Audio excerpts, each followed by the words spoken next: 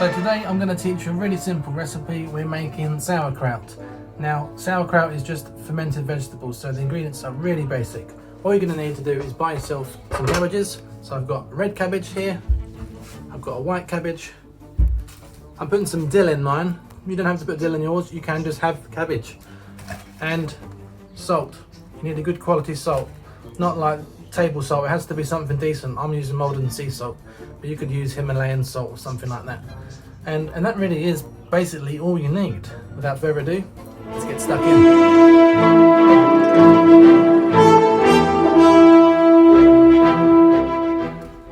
That's no moon.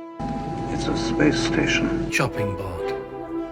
So first of all, I've got to shred the 2 cabbages. So get yourself a sharp knife. I have a very bad feeling about this. You want to decore it and slice it up. Oh, chop, chop, chop, chop, chop, chop, chop, I'm picking up the speed. And if I hit my fingers, then my hand will start to bleed.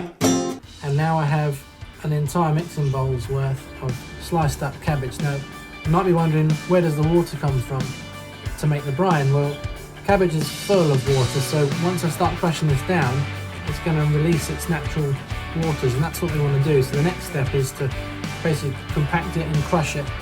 I've put the cabbage in my measuring device. Scale!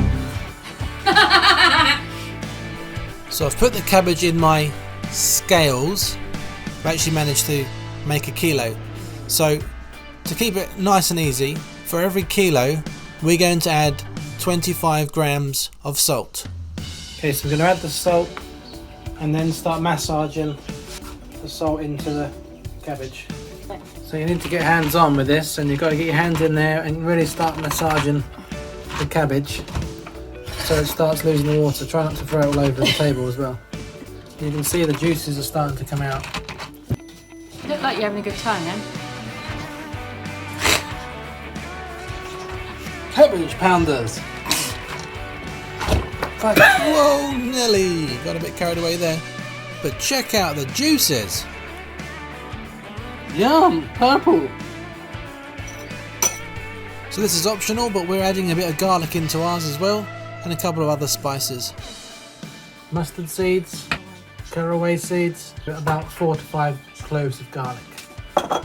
Caraway and mustard seeds in here. So the crushed garlic in this one is going in the mix. I'm going to get some stinky hands now. There you go. Look at that. Well, I'm going to put the dill in at the end because the dill, we don't really want to crush the dill up. So let's just going to stir that in. There's loads of brine in the bottom now, so I'm going to transfer it to the container. I've got some dill that I'm going to put in at the end. I'm not going to use all of this, just going to use a little bit. Then I'm going to transfer it over to a mason jar. And once it's been transferred to the jar, I'm going to pack it down to the bottom, and the key is to ensure that none of the cabbage is above the surface level of the brine, otherwise it will go mouldy.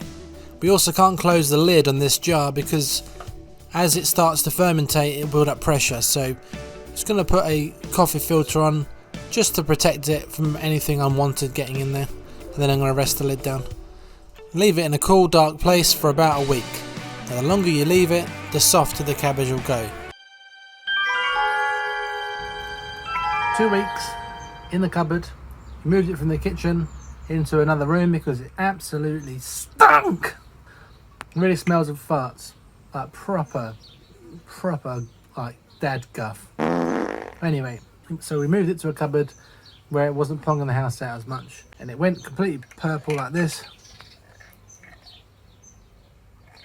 I only put the lid down, I only closed the lid yesterday, and I put it in the fridge just so it was cold. I like my sauerkraut cold. I'm going to taste the sauerkraut that I made about 2 weeks ago, see what it tastes like. It absolutely stunk, but let's give it a test and see if it tastes as bad as it smells. So this is the first time I've tried any. We're doing this together. So here it goes.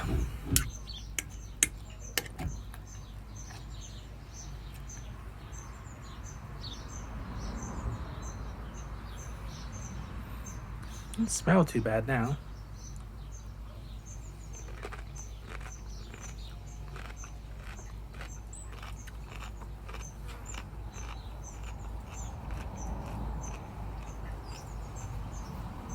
Very garlicky. Nice though.